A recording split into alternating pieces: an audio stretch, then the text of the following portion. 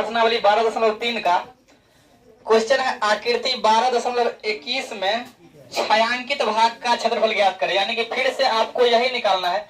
और हाँ, question number जो 2 अभी बताए हैं तो आपको उसी के बेसिस पर दिया हुआ है। इसी यानी कि 14 नंबर क्वेश्चन, इसी चैप्टर में 14 नंबर क्वेश्चन जो आप लोग जो है होमवर्क के रूप में बना करके और कमेंट बॉक्स में उसका आंसर दीजिएगा। यानी कि क्वेश्चन नंबर 2 के बेसिस पर ही एक इसी चैप्टर में दिया हुआ है 14 नंबर सवाल, वो आपको क्या करना है, बनाना है। चलिए देखते हैं नेक्स्ट सवाल, जो कि तीसरा नंबर सवाल है। आपको फिगर जो है बोर्ड पर दिख रहा होगा। आकृति 12.21 में छायांकित भाग का क्षेत्रफल ज्ञात करें। मतलब इसका ये हुआ कि रंगीन पार्ट का आपको एरिया निकालना है। यदि ABCD जो है ABCD जो है 14 सेंटीमीटर का एक वर्ग है। ABCD क्या है? 14 सेंटीमीटर भुजा वाला एक वर्ग है। तो अगर 14 सेंटीमीटर इसका ये भुजा हो गया तो इसका मतलब इसका चारों भुजा कितना हो जाएगा? क्योंकि वर्ग का सभी भुजा क्या होता है? तो अगर एक भुजा वो बोल दिया 14 है, इसका मतलब इसका सभी भुजा कितना हो जाएगा? 14 सेंटीमीटर का हो जाएगा। क्योंकि हम जानते हैं वर्ग का प्रत्येक भुजा क्या होता है? बराबर होता है। तो ये भी कितना हो जाएगा? 14 सेंटीमीटर हो जाएगा। और ये वाला भुजा भी कितना हो जाएगा? 14 सेंटीमीटर हो जाएगा। क्योंकि बोला गया है ABCD क्या है? वर्ग है। अब जो है इसमें आगे कहा है कि APD, देखिए तो APD, उसके बाद है BPC। तो APD ये आकृति आपको क्या अर्धवृत्त लग रहा है? वृत्त का ही ना आधा भाग है ये। तो एक अर्धवृत्त तो ये हुआ और एक अर्धवृत्त ये हुआ। तो कह रहा है यानी कि इसका क्षेत्रफल निकालने के लिए छायांकित भाग का। अब समझिएगा क्वेश्चन को। अर्धवृत्त इसमें 2 गो है, तो ये क्या है? वृत्त है पूरा। और इसमें अगर क्या गो अर्धवृत्त निकल गया? 2 गो। तो अब आपको निकालना है छायांकित भाग का क्षेत्रफल। क्या निकालना है? छायांकित भाग का क्षेत्रफल। तो अगर हम इस तरह से अर्धवृत्त को बना दे तो ये जो है बताइएगा ये क्या होगा? ये तो इसका केंद्र होता है और ये पूरा क्या होता है? व्यास। तो यहां से यहां तक ये क्या होगा? त्रिज्या होगा ना। तो अगर ये तो जो है वर्ग का क्या है? भुजा है। ये वाला ये वर्ग का भुजा है ना। लेकिन यहां से यहां तक अगर वृत्त में हम आपसे पूछे अर्धवृत्त में, तो क्या यह अर्धवृत्त का व्यास भी होगा? अर्धवृत्त का यही ना अर्धवृत्त का व्यास होता है। तो क्या यह अर्धवृत्त का व्यास भी होगा ना? इस तरह भी यह अर्धवृत्त का व्यास होगा। तो क्या हम यह लिख सकते हैं कि वर्ग का भुजा बराबर अर्धवृत्त का व्यास? क्योंकि अगर हम आपसे पूछे जो वर्ग का जो है आप भुजा बताइए तो कितना बताइएगा? 14। अब पूछते हैं अर्धवृत्त का व्यास बताइए तो कितना? व्यास पूरा 14 होगा ना। व्यास तो 14 होगा। तो हम ये लिख सकते हैं कि वर्ग का भुजा बराबर अर्धवृत्त का व्यास। यही होगा ना। वर्ग का जो भुजा होगा वह क्या होगा? किसके बराबर? अर्धवृत्त का व्यास। वर्ग का भुजा बराबर क्या है? अर्धवृत्त का व्यास बराबर कितना? दोनों 14 सेंटीमीटर। वर्ग का भुजा भी 14 है और अर्धवृत्त का व्यास भी कितना है? 14 सेंटीमीटर। तो अर्धवृत्त का अगर व्यास 14 है तो त्रिज्या कितना हो जाएगा? इसका आधा होता है। तो अर्धवृत्त का जो है त्रिज्या कितना हो जाएगा? अर्धवृत्त का त्रिज्या बराबर जो हो जाएगा वह हो जाएगा व्यास का आधा होता है ना। तो व्यास बट्टा 2 करेंगे और व्यास कितना है? 14 और 14 बट्टा 2 यानी कि 7 सेंटीमीटर। तो अर्धवृत्त का त्रिज्या कितना हो गया? 7 सेंटीमीटर। लेकिन ये आपको निकालना है, इसका ये रंगीन पार्ट निकालना है, यही निकालना है ना। तो क्या हम करते हैं? पूरा पहले क्षेत्रफल निकाल लेते हैं, वर्ग का क्षेत्रफल। यानी कि पूरा ये निकल जाएगा वर्ग का क्षेत्रफल। उसमें से अगर दोनों अर्धवृत्त को घटा देंगे तो क्या बचेगा? रंगीन पार्ट बचेगा। इस तरह से इसको देख लीजिए। ये क्या है? वर्ग है। और इसमें ये क्या है? दोनों अर्धवृत्त है। और इसका आपको निकालना है क्षेत्रफल। तो पूरा वर्ग का क्षेत्रफल निकाल लेंगे और उसमें से ये दोनों अर्धवृत्त का क्षेत्रफल घटा देंगे तो क्या बचेगा? देखिए तो अगर इस तरह से, यही ना आपको निकालना है ये दोनों। तो अगर हम वर्ग के क्षेत्रफल में से अगर ये दोनों अर्धवृत्त का क्षेत्रफल घटा देंगे तो यही ना बचेगा रंगीन भाग का क्षेत्रफल। तो आपको क्या लिखना है? रंगीन यानी कि छायांकित भाग का जो क्षेत्रफल होगा वर्ग का क्षेत्रफल माइनस दोनों अर्धवृत्त का क्षेत्रफल।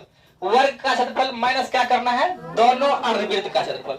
तो क्या लिखेंगे? छायांकित भाग का क्षेत्रफल बराबर छायांकित भाग का क्षेत्रफल बराबर क्या हो जाएगा, वर्ग का क्षेत्रफल। वर्ग का क्षेत्रफल का फॉर्मूला याद है किसी को? तो छायांकित भाग का क्षेत्रफल होगा पूरा वर्ग के क्षेत्रफल में से यही दोनों क्या करना है, घटाना है। और ये फिगर कौन सा है, अर्धवृत्त है ना। तो क्या वो अर्धवृत्त है, तो क्या घटाएंगे, दोनों अर्धवृत्त का क्षेत्रफल, दोनों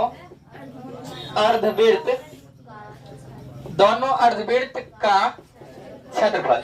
तो देखिए वर्ग का क्षेत्रफल क्या होता है, भुजा का स्क्वायर माइनस अर्धवृत्त का क्षेत्रफल अभी बताया था थोड़ा देर पहले, पाई आर स्क्वायर, और आधा वृत्त है इसलिए 2 से भाग। लेकिन ये तो एगो का है ना, दोनों निकालने के लिए कितना से गुना, और अगर 3 गुना होता तो कितना से गुना। तो एगो का क्षेत्रफल होता है पाई आर स्क्वायर बट्टा 2।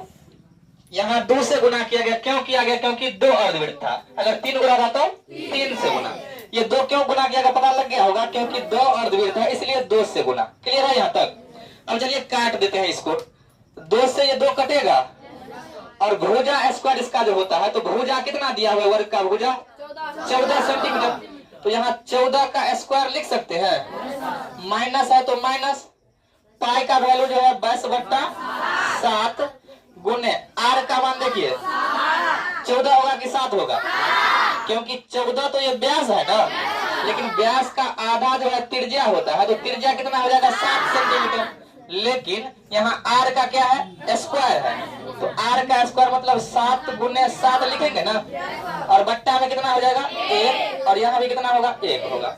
अब 14 का स्क्वायर कितना होता है 196, और 7 से ये 7 कटेगा तो माइनस है तो माइनस, और 22 से 7 का गुना 154, और 196 में से अगर 154 को घटा दिया जाए तो यह कितना आ जाएगा 42 सेंटीमीटर, और अगर क्षेत्रफल था तो इसका क्या हो जाएगा स्क्वायर। तो छायांकित भाग का जो क्षेत्रफल हो जाएगा 42 सेंटीमीटर स्क्वायर। चलिए एक बार फिर से समझाते हैं। क्वेश्चन ये था कि एक जो है वर्ग है जिसका नाम है ABCD वर्ग है, इसमें 2 अर्धवृत्त था जिसका नाम था APD, और दूसरा अर्धवृत्त का नाम था BPC, और ये जो वर्ग था इसका जो है भुजा दिया हुआ था 14 सेंटीमीटर। तो आपसे पूछा जा रहा है कि ये जो छायांकित भाग है, रंगा हुआ जो भाग है, कलर का जो एरिया है, उसका क्षेत्रफल निकालना है। तो जो ये वर्ग का भुजा अगर यह 14 है तो सब 14 हो जाएगा। क्यों? क्योंकि वर्ग का प्रत्येक भुजा जो है बराबर होता है, उस हिसाब से ये जो है प्रत्येक 14 हो जाएगा। लेकिन अगर आप इस भुजा को देखिएगा अर्धवृत्त के रूप में, तो ये जो है इसका व्यास भी है अर्धवृत्त का। इसको हम ये कह सकते हैं कि यह जो भुजा है वर्ग का तो भुजा का काम कर रहा है, लेकिन अर्धवृत्त का यह व्यास है। तो हम कह सकते हैं वर्ग का भुजा जो होगा वह अर्धवृत्त का व्यास होगा, और दोनों मिलाकर के कितना दिया हुआ है 14 सेंटीमीटर। लेकिन क्षेत्रफल निकालने के लिए व्यास का जरूरत नहीं होता है, त्रिज्या का होता है। तो हम ये भी जानते हैं कि व्यास जो है यानी कि त्रिज्या जो है व्यास का आधा होता है। तो अर्धवृत्त का जो त्रिज्या होगा व्यास का आधा यानी कि व्यास बट्टा 2 बराबर व्यास दिया 14, और इसको 2 से भाग देकर के कितना आ गया 7 सेंटीमीटर, त्रिज्या आया 7। अब जो है छायांकित भाग का क्षेत्रफल निकालना, ये अगर फिगर समझ जाइएगा मेंसुरेशन में तो आसान हो जाएगा बनाना। आपको अगर रंगीन निकालना है तो आप ये देखिए पूरा निकाल लीजिए। तो पूरा निकालने के लिए गए तो आपको लगा ये पूरा जो फिगर है बड़ा वाला, ये तो क्या है वर्ग है, और इसमें से कह रहा है केवल रंगा हुआ भाग बताइए। तो इसको जो रंगा हुआ में है उसको हटाना पड़ेगा ना, हटाना पड़ेगा मतलब घटाना पड़ेगा। तो वर्ग का जो क्षेत्रफल होता है यह होता है भुजा स्क्वायर माइनस घटाना है, आपको यही एरिया घटाना है, लेकिन ऐसा ये तो 2 पार्ट है। तो एगो का नाम अर्धवृत्त है तो अर्धवृत्त का क्षेत्रफल, लेकिन 2 को है इसलिए लिख दिए दोनों अर्धवृत्त का क्षेत्रफल। क्लियर है? भुजा स्क्वायर है तो भुजा दिया हुआ है 14, तो 14 का ये स्क्वायर हो गया, माइनस है तो माइनस। अब यहाँ 2 से भी गुना किया गया है। अर्धवृत्त का क्षेत्रफल क्या होता है पाई आर स्क्वायर बट्टा 2, क्योंकि पूरा वृत्त रहता है तो पाई आर स्क्वायर, लेकिन आधा है तो उसको आधा करना पड़ा। और यहाँ 2 से गुना इसीलिए किया गया क्योंकि ऐसा ये क्या गो फिगर है 2 फिगर। तो फिर यहाँ 2 से ये 2 कैंसिल हो गया।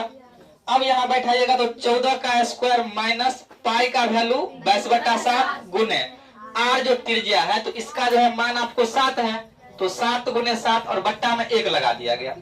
7 से ये 7 कैंसिल हुआ, तो 14 का स्क्वायर 196, माइनस है तो माइनस, और 22 से 7 का गुना तो 154, और इस दोनों को अगर आप घटाइएगा तो 42 सेंटीमीटर स्क्वायर। स्क्वायर इसीलिए क्योंकि आपको क्षेत्रफल निकालना है।